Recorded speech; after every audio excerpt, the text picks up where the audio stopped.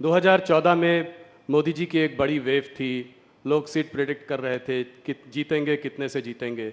2019 में भी बालाकोट हुआ, उसके बाद माहौल बदला और लोगों ने फिर प्रेडिक्ट करना एक मिनट, बालाकोट के पहले से ही माहौल भाजपा के पक्ष में था और हम जीतने वाले थे।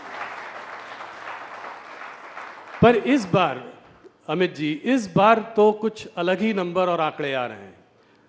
370 एक बहुत बोल्ड आपने टारगेट लिया है, 400 पार एनडीए के लिए। तो इस बार वेव इलेक्शन देखते हैं आप, इसको क्या कारण है कि आपको कॉन्फिडेंस है कि 370 सीटें मिलेंगी बीजेपी को? देखिए, ये 10 साल है 2014 से 24 के। आज़ादी के बाद के 75 साल में जब भी देश का इतिहास लिखा जाएगा, मोदी जी के शासन के 10 साल स्वर्णिम अक्षरों से अंकित होने वाले हैं। ये 10 साल में भारत की जनता अनुभव कर रही है, एक देश की नई पहचान समग्र विश्व के सामने खड़ी हुई है। देश का हर नागरिक सम्मान के साथ कहता है कि हाँ मैं भारतीय हूं, गर्व के साथ कहता है हाँ मैं भारतीय हूं। और दुनिया में जहां जहां भी भारतीय पासपोर्ट के साथ जो कोई भी जाता है, इसका बड़ा सम्मान होता है। ये 10 साल में विकास की प्रक्रिया से पूर्णतया कटे हुए 60 करोड़ गरीब, जिनको 70 साल की आजादी के बाद भी बैंक अकाउंट नसीब नहीं हुआ था, घर में टॉयलेट नहीं था, घर में गैस नहीं था, घर में बिजली नहीं मिली थी, नल से पानी नहीं मिला था, खाने के लिए बड़ी मशक्कत करनी पड़ती थी, स्वास्थ्य की सुविधाएं नहीं थी। ये 10 साल के अंदर ही, सिर्फ 10 साल के अंदर हर एक को बैंक अकाउंट, हर एक घर में नल से जल, हर एक घर में शौचालय, हर एक घर में गैस और 60 करोड़ लोगों को 5 लाख तक की स्वास्थ्य की सारी सुविधाएं पूरी की है। और हर गरीब को प्रति व्यक्ति प्रति माह 5 किलो अनाज आज फ्री ऑफ कॉस्ट मिल रहा है। एक प्रकार से ये 60 करोड़ लोगों को भारत के अर्थतंत्र के साथ जोड़ने का काम नरेंद्र मोदी जी ने किया है। ये 10 साल के अंदर ही देश जिसकी बड़े समय से राह देखता था कि भारत अपने अर्थतंत्र को दुनिया की तालिका में बहुत आगे पहुंचा है। अटल जी 11वें नंबर पर छोड़कर गए थे। अर्थशास्त्री मनमोहन सिंह जी ने 10 साल में 11वें का 11वां मेंटेन किया और मोदी जी ने 10 साल में 11वें नंबर से 5वें नंबर पर पहुंचा है। और मैं आज आपके कार्यक्रम के माध्यम से देश की जनता को कहने आया हूं, ये मोदी गारंटी है, तीसरे कार्यकाल का आशीर्वाद दे दीजिए। हम तीसरे नंबर की आर्थिक ताकत दुनिया की बन कर रहे हैं। ये 10 साल में भारत मैन्युफैक्चरिंग का हब बना है। ये 10 साल में डिजिटल क्रांति सब्जी वाली से लेकर बड़े बड़े कॉरपोरेट तक ट्रांसलेट कर गई है।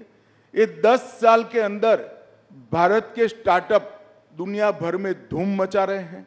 ये 10 साल के अंदर ही एक सर्वग्राही, सर्वस्पर्शीय और सर्वसमावेशी शिक्षा नीति का आगाज हुआ है, जो अपनी भाषाओं पर तो गौरव करता है, दुनिया भर की आधुनिक से आधुनिक चीजों को समाहित करते हुए विश्व के मंच पर भारत के युवा को खड़ा रहने की ताकत देता है। ये 10 साल के अंदर भारत सुरक्षित हुआ है। आए दिन बम धमाके कर जाने वाले पड़ोसियों को मैसेज दिया है, सर्जिकल स्ट्राइक और एयर स्ट्राइक कर घर में घुसकर आतंकवाद का सफाया करने का दम भारत में है। ये 10 साल के अंदर सालों पुराने मसले जैसे धारा 370 हटाना, 35 से हटाना, राम मंदिर का निर्माण करना, बाबा विश्वनाथ का कॉरिडोर बनाना, ट्रिपल तलाक समाप्त करना, सीएए लाना, ढेर सारे यूसीसी लाना, ढेर सारे मसले जिसको छूने की कोई हिम्मत नहीं करता था, मोदी जी ने हिम्मत के साथ उसको निरस्त किया है और सुचारू रूप से शांतिपूर्ण तरीके से जमीन पर उतारने का काम किया है। 10 साल भारत की आंतरिक सुरक्षा के लिए भी स्वर्णिम अक्षर से लिखे जाएंगे। हम 3 हॉटस्पॉट से ग्रसित थे, कश्मीर, नॉर्थ ईस्ट और वामपंथी उग्रवाद। मोदी जी के समय में ये 10 साल में कश्मीर वामपंथी उग्रवाद के क्षेत्र और नॉर्थ ईस्ट, ये तीनों जगह पे लगभग 75% हिंसा कम हुई है और वहाँ विकास का शुरुआत हुआ है। और ये 10 साल में सबसे बड़ी उपलब्धि है।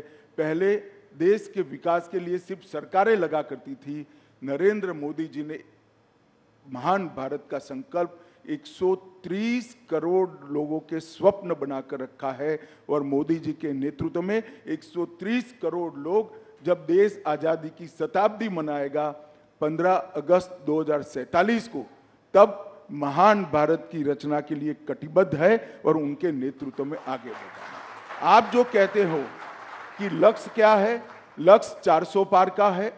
कमल के निशान पर हम 370 से ज्यादा सीटें जीतेंगे और ये लक्ष्य सिद्ध इसलिए होगा कि भारत की जनता की आशा, आकांक्षा और सपनों को पहली बार कोई प्रधानमंत्री फ्रंट पर से लीड कर कर, गरीब के साथ खड़ा रहकर, युवा के कंधे पर हाथ रखकर, गरीब बहन का भाई बनकर आज इनके स्वप्नों को पूरा कर रहा है। मुझे भी पूरा विश्वास है कि मोदी जी के नेतृत्व में भारतीय जनता पार्टी 370 पार करेगी, एनडीए 400 पार करेगी और फिर एक बार मोदी सरकार बनेगी।